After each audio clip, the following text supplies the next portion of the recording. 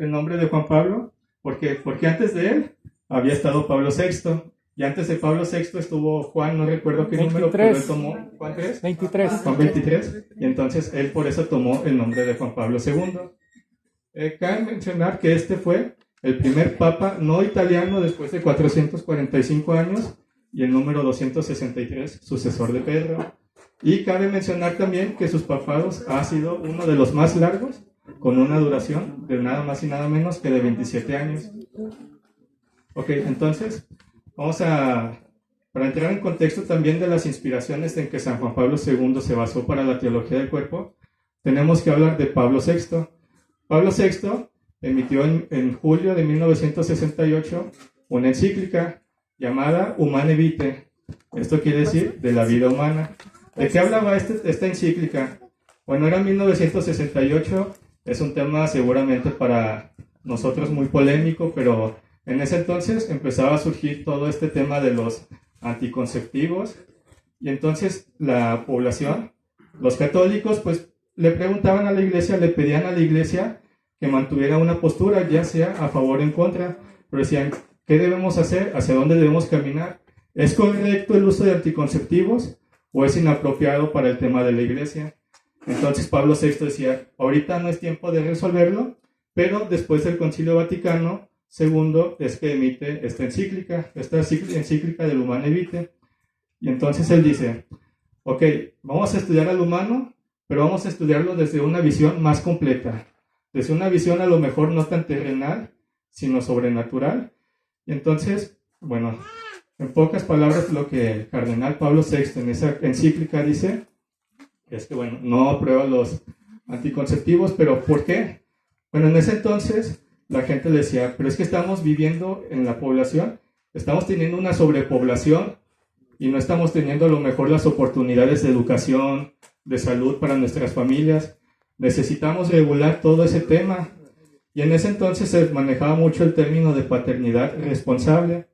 Entonces, este Papa, Pablo VI, dice, no se puede usar, pero, él dice, miren, si quieren, sé que es un tema polémico, pero decía, si quieren regular todo este tema, hay un periodo en que la mujer pues es menos fecunda, y si ese es el tema que quieren regular, pues entonces lo apruebo. Pero también puedo aprobar las terapias psicológicas, las terapias, siempre y cuando sea como por motivos de salud, que una de las dos partes corre peligro. Y entonces dice, porque ¿qué pasa con este tema de los anticonceptivos? Pasa que como consecuencia puede provocar un mayor número de infidelidades o abrir una puerta a ver a la pareja nada más como un objeto de placer. Y bueno, este texto es un texto como de 17 páginas más o menos, es fácil de encontrar, igual si alguien tiene la curiosidad pues lo invito a verlo, es muy interesante.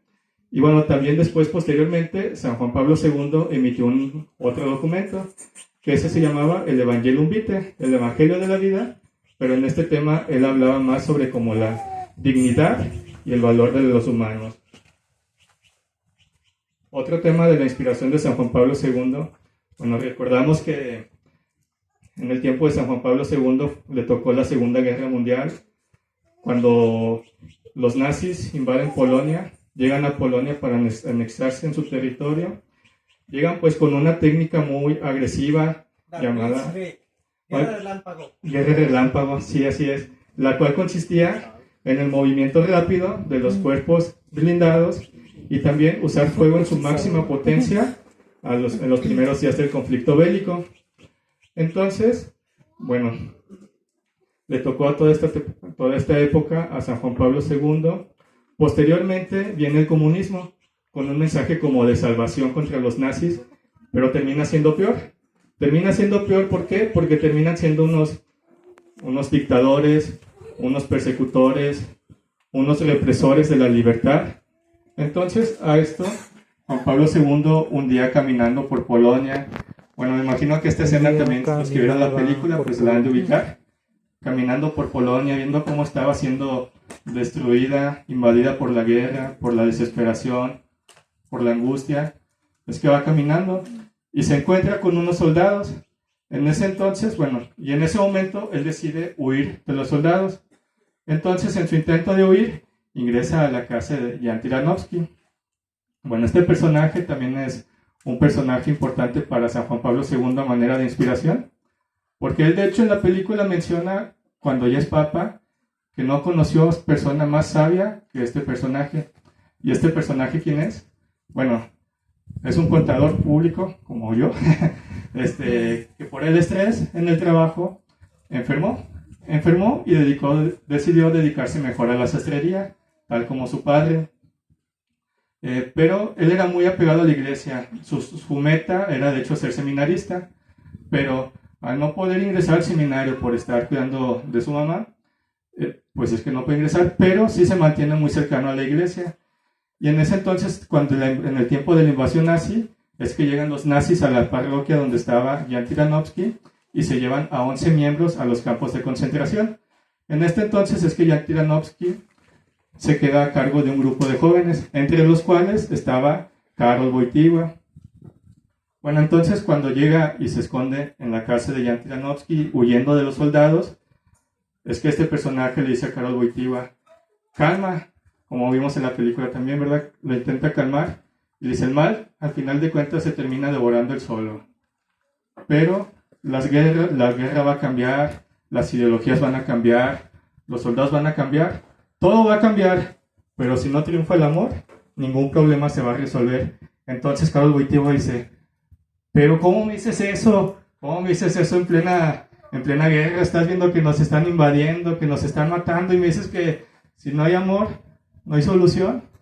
Y bueno, esa es la propuesta de Jan Tiranovsky. Entonces él le da un libro que bueno, también me parece muy interesante, que se llama La Noche Oscura del Alma. Desde La Noche Oscura del Alma, por el autor San Juan de la Cruz, quien decía que es un místico de la Orden de las Carmelitas. Bueno, este libro de La Noche Oscura del Alma es un poema muy interesante en el cual maneja la noche oscura. ¿A qué significa la noche oscura? ¿Cómo se interpreta la noche oscura? A Dios. ¿Y por qué dice que la noche oscura es Dios? Porque es algo incomprensible para nosotros, es algo que no alcanzamos a entender. Y por tanto, esto de la noche oscura del alma habla de ese viaje que las personas tenemos al morir, en el cual nos desprendemos de lo corporal y vamos al encuentro de Dios. Y entonces este poema habla de una mujer que va hacia el encuentro con su amado y se regocija en sus brazos. Pero es de manera simbólica, porque realmente el personaje de la mujer nos identifica a nosotros y el personaje del amado a Dios. Entonces es como un poema de ese encuentro que tenemos con Dios al momento de desprenderse nuestra alma. Entonces, este libro se vuelve muy importante para Karol Wojtyła, porque él dice, hay algo profundo y místico que descubrir en cada uno de nosotros. Algo profundo y místico que no lo vamos a descubrir si no nos metemos en nuestros miedos, en nuestras inseguridades, en nuestras tristezas. Entonces él decía, yo me enamoré del amor humano. Y pues para ese entonces dice uno, pero ¿cómo, Santo Padre? ¿Cómo usted se va a enamorar del amor humano, no? Entonces él decía, sí, me enamoré del amor humano. ¿Por qué? Porque en el amor humano veo a Dios, por más pequeño o imperfecto que sea, el amor entre hermanos, el amor de pareja, el amor de padres, algo de Dios le quiere decir con todo ese mensaje, con todas esas expresiones de amor. Pero el problema es que a veces lo vemos de fuera, lo vemos tan lejano, es cuando nos presentan como la vida de los santos, y es que vemos como todo muy lejano, y decimos, pero ¿cómo Dios va a conectar con mis miedos? ¿Cómo Dios va a conectar con mis tristezas? No, es imposible, y ahí es en el punto de que ve todo muy lejano. Y entonces San Juan Pablo II, en este tema de querer amar el amor humano, es que se pone a analizar y a observar todos estos tipos de amores, y empieza a estudiar las expresiones del amor, las guerras internas que tiene el humano, por decir, los domingos que a veces uno dice, es que tengo que ir a misa, pero no, qué flojera, tengo que ir a misa, mejor me quedo a dormir, mejor me quedo a descansar. Y todo este tema es que lo estudió Karol Wojtyła porque él quería encontrar a Dios, él quería encontrar qué de esa imagen y semejanza, porque también cabe mencionar que la base para la teología del cuerpo es el Génesis, El Génesis, donde habla de la creación, donde habla del humano, donde dice que varón y mujer los creó.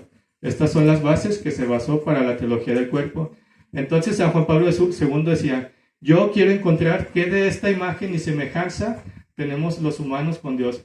Ya nos explicaron muchas veces en la catequesis que es en la capacidad de amar, en la capacidad de perdonar, pero qué de esta experiencia corporal es que encontramos nuestra imagen y semejanza con Dios. Y hacia ahí es hacia donde va dirigido todo el tema de la teología del cuerpo. Entonces, como resumen, ¿qué es la teología del cuerpo? Sí, es estudiar a lo mejor los temas más controversiales, a lo mejor la sexualidad humana, el matrimonio, la amistad, el amor, pero es más encaminado hacia estudiar el corazón humano. Es decir, es encontrar a Dios en cada experiencia aún corporal. Es como ver las reacciones corporales que tenemos cada uno de nosotros en nuestro cuerpo y encontrar que ahí en esas experiencias corporales de miedos, de tristezas, aún en las experiencias heridas, en todas esas experiencias encontramos la imagen y semejanza de Dios. Es básicamente, y es encontrar la huella de Dios en cada experiencia humana. Eso es a lo que se refiere la teología del cuerpo. Y bueno, para entrar un poquito al tema, les preparé un poquito del tema del deseo sexual. Bueno, no sé ustedes qué piensen, no sé si piensen que el deseo es bueno o es malo, es bueno sentir deseo, es malo. Guácala, qué rico. Bueno, pues este tema también se puso a estudiarlo San Juan Pablo II. Entre otros, también, por ejemplo, se pone a estudiar la amistad, pero aquí el tema que preparé es el deseo. Entonces, primero, por entender deseo, ¿qué tenemos por deseo? Pues la tendencia del hombre a buscar en la mujer, pues las características complementarias que de uno o viceversa.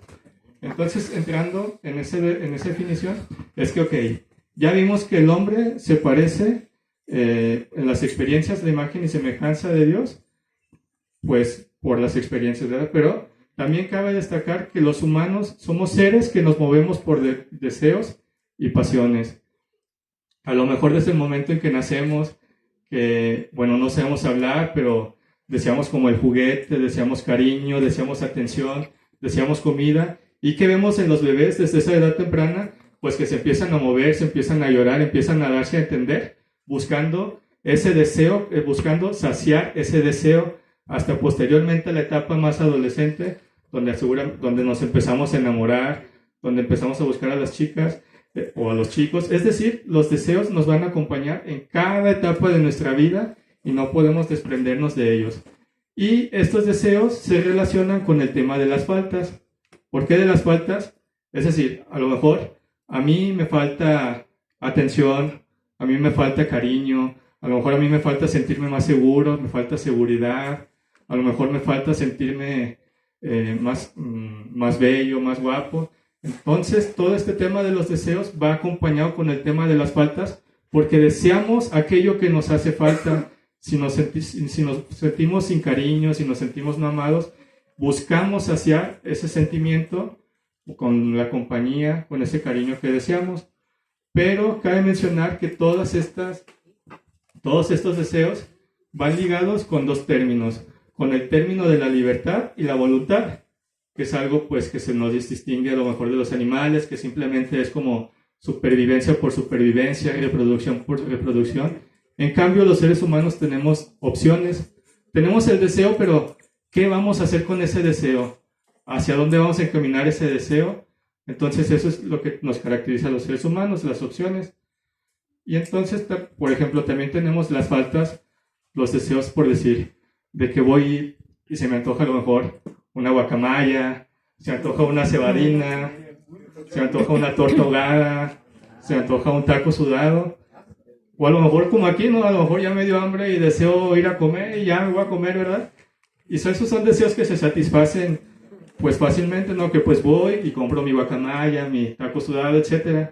Pero también tenemos el tema de las faltas externas, esas que por decir, a lo mejor yo quisiera salir a caminar a la calle de noche. Bueno, aquí no pasa, ¿verdad? Aquí no estoy seguro, pero por ejemplo, que quisiera salir de noche a caminar Y pues a lo mejor no puedo por el tema de la inseguridad, ¿verdad? O que a lo mejor quisiera meterme a colonias peligrosas que tampoco hay, pero pues a lo mejor no puedo por correr peligro. Entonces sobre ese tema, sobre esa línea va dirigido este tema de las faltas externas. Y una característica de los deseos, ¿cuál es? Que buscan saciarse. El deseo está ahí para saciarse, aunque suene un poquito pues fuerte, ¿verdad? Un poquito controversial. Y entonces tenemos diferentes tipos de deseo. Tenemos, por ejemplo, de primera instancia, el deseo intenso. Se refiere a que el deseo es capaz de crear las peores o las mejores cosas. Por decir, no sé si han escuchado de Hugh Hefner. Aquí puse este ejemplo de Hugh Hefner. Bueno, Hugh Hefner pues es el creador de la revista de Playboy. Toda la revolución que causó con su revista, digo, no quiero decir que esté bien o que esté mal, pero a eso se refiere el deseo intenso, porque Hugh Hefner decía que él creó la revista Playboy porque quería que la gente encontrara ese cariño al contacto que él no tuvo en su familia. ¿Traes una muestra? Una muestra. ¿No? También tenemos, también otro tipo de deseo que tenemos es el deseo ambicioso. ¿Por qué ambicioso? Porque es ese deseo a lo mejor, por decir, que a mí me gusta una chica, entonces tengo que perder seguramente, si soy tímido, tengo que perder la vergüenza, tengo que perder ese miedo a hablarle, ese miedo a acercarme a por ella. A eso se refiere que el deseo es ambicioso. También tenemos el deseo confuso. ¿A qué se refiere este tema del deseo confuso? Este tema del deseo confuso va relacionado a que tenemos que buscar dentro de nosotros para poder entender qué nos está queriendo decir nuestro deseo. Poder discernir qué nos está, hacia dónde encaminarlo. Y es aquí donde nos topamos con dos variantes, el deseo superficial y el deseo profundo. Por ejemplo, a lo mejor yo voy con el mismo ejemplo de las guacamayas o de las cebalinas. Yo deseo una guacamaya, una cebalina y voy y me la compro. Pero, ¿qué pasa si dentro de ese deseo se esconde algo más profundo? ¿Qué pasa si con ese deseo, qué pasa si en el fondo yo estoy anhelando atención, estoy anhelando cariño, estoy anhelando seguridad, pero superficialmente esto se esconde como con una guacamaya? Entonces yo intento saciar superficialmente ese deseo profundo, saciando mi hambre. En ese ejemplo. Por ejemplo, también tenemos otro ejemplo. Supongamos que voy a sus empresas, ¿verdad? A las empresas donde ustedes trabajan. Y digo, ¿qué los haría felices? Seguramente a lo mejor una guacamaya, a lo mejor que les lleve guacamayas. Exactamente. A lo mejor, por ejemplo, yo creo que lo típico, ¿no? O sea, un mayor salario, mejores prestaciones, un mejor ambiente laboral, a lo mejor una sugar mommy, algo así, ¿no? Pero ¿qué pasa? Me pueden dar muchas respuestas seguramente si yo les digo qué les hace falta para ser felices.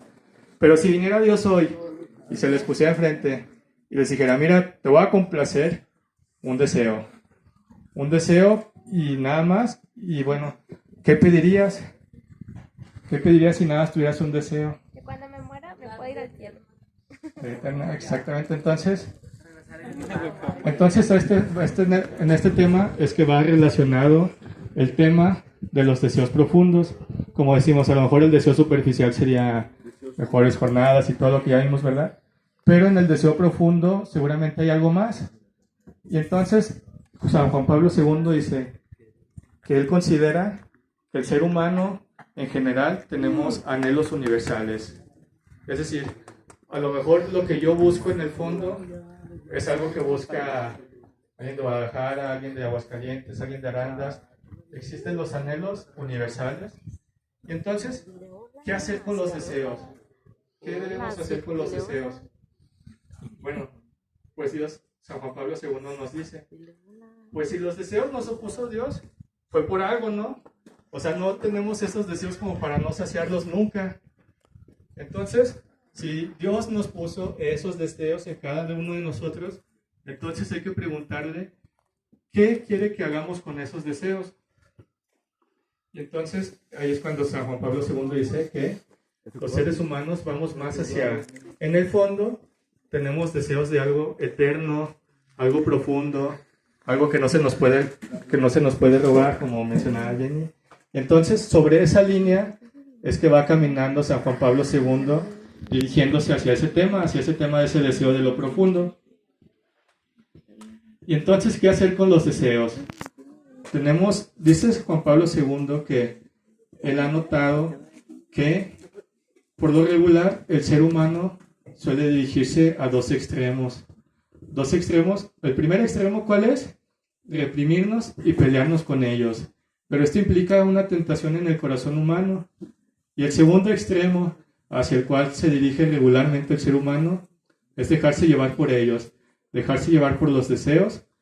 Y entonces, San Juan Pablo II dice que hay unas tentaciones existen tentaciones sobre reprimir los deseos. No es bueno reprimir los deseos porque ¿cuál es la primera tentación? No sentir. Es decir, es que si yo no sintiera este deseo, es que si yo no sintiera si no tuviera este pensamiento, seguramente mi relación con Dios sería mejor, seguramente pudiera ser más cercano a la iglesia, seguramente pudiera casi pintar para santo, ¿no?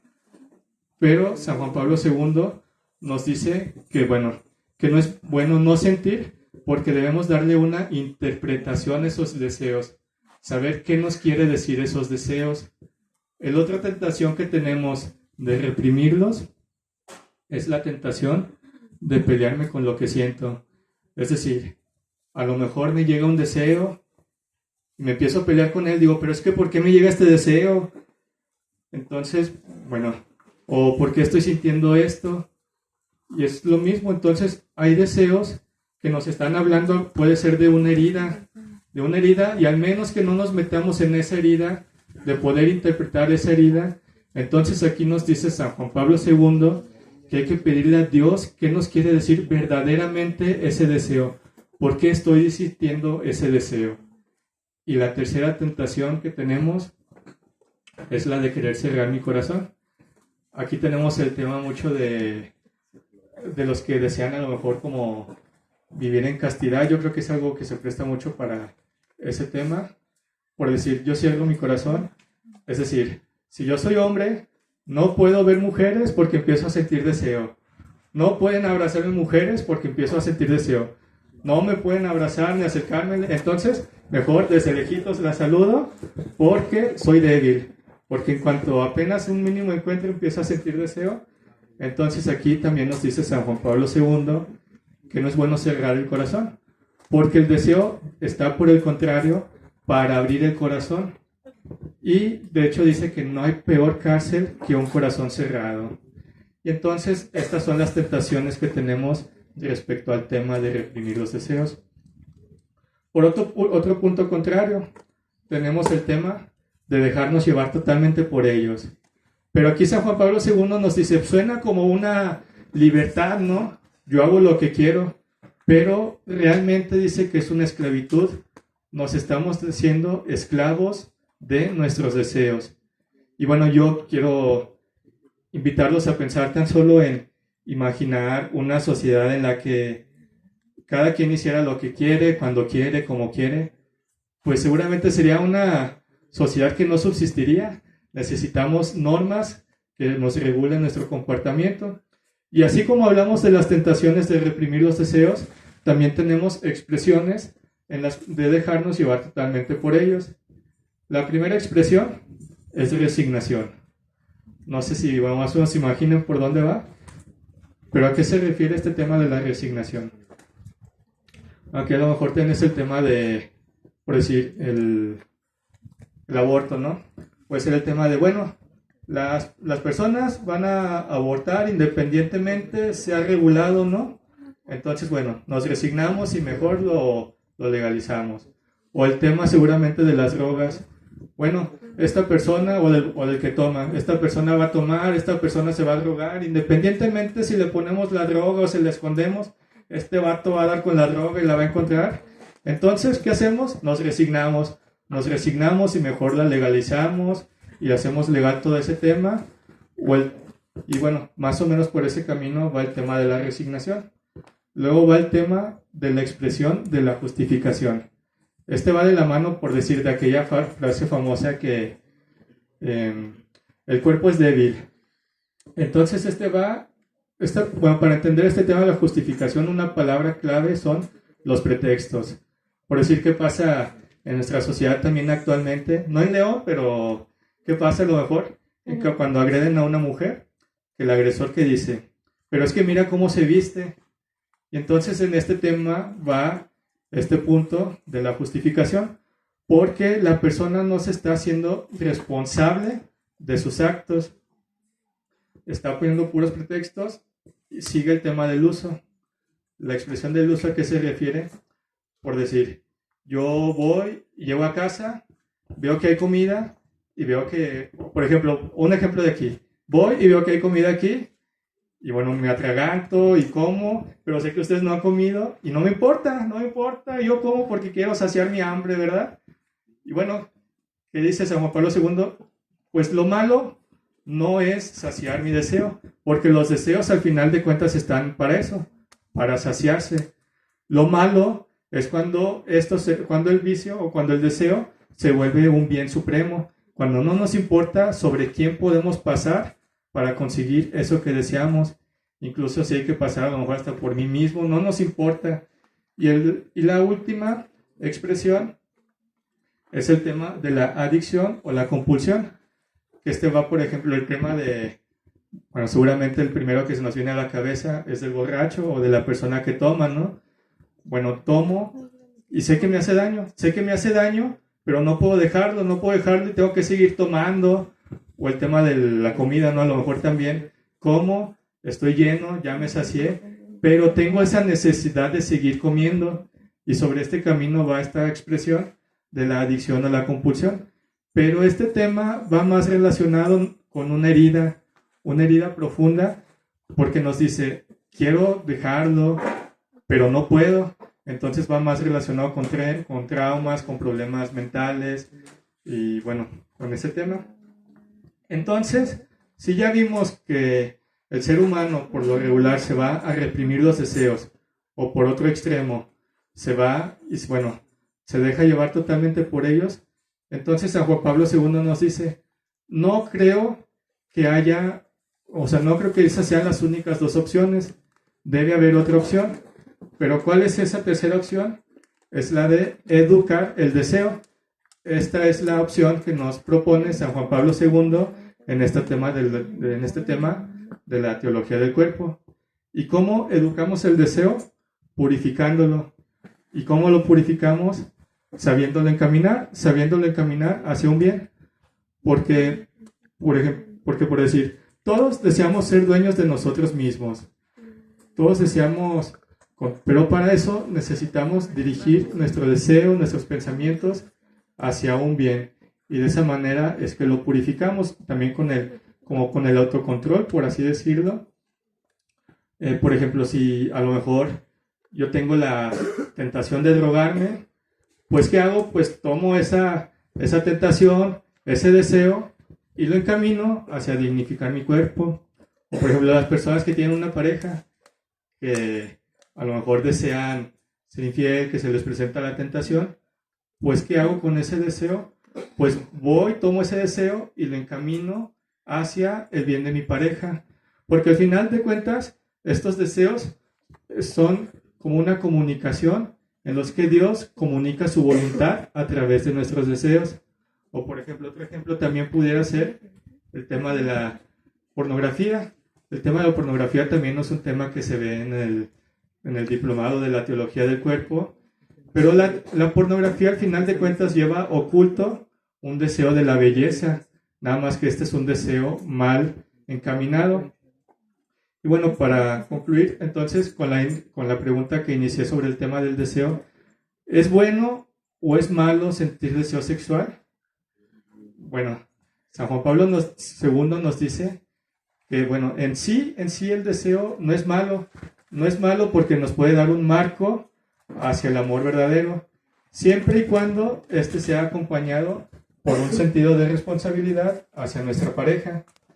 Y bueno, con este tema es que yo, bueno, procuro como invitarlos y espero ver como sembrado en ustedes como la duda y pues se puedan a lo mejor meter a estudiar un poquito más el tema y hacerles esta invitación a teología del cuerpo que bueno, en lo personal se me hizo muy interesante. Yo cuando lo tomé pues realmente casi ni sabía lo que iba, pero pues creo que se tocan temas que a lo mejor son muy controversiales en la actualidad y que decimos, pero ¿cuál es la respuesta? ¿Por dónde debo caminar? ¿Por dónde debo encaminarme?